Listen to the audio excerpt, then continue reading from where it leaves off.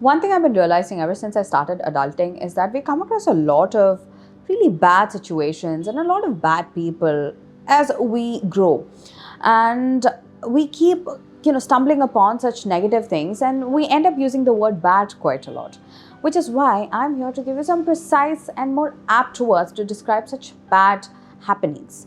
So let's start with something very silly: a bad smell. So you came across a pair of socks that stings. Well, you can say that there is an unpleasant smell coming out of it, to be very gentle, or you can say there is foul smell coming out of this particular pair of socks, or this smells disgusting, or it stinks. So these are a few different ways to describe bad smell. And then let's talk about an experience. You've had a really bad experience with something. So you can say, well, I had a traumatic experience, or I had a dreadful experience, or I had a frightening experience.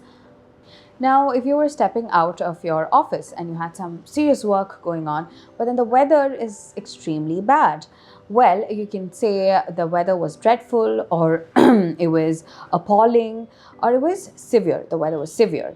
All right. So these are a few ways to say that the weather was bad. Now we have eyesight. If you have a problematic eyesight, and if you can't really see well, if your vision isn't really nice, and if it's bad for that matter, you can say I have a poor eyesight, or my eyesight is weak.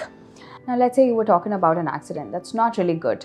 It was a bad accident. All right. So instead of saying it was a bad accident, you can say it was a serious accident, it was a terrible accident, or it was a horrific accident. All right.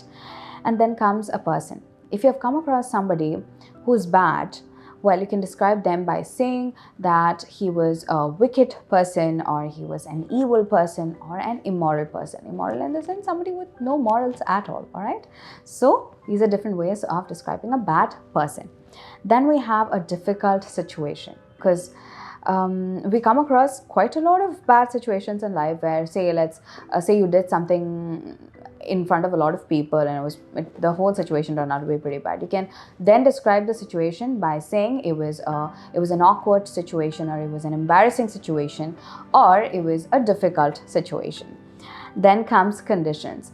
If you were working in say an office, all right, and the working conditions were pretty bad, then you can describe that by saying it was appalling, the conditions were appalling, or it was dreadful or difficult.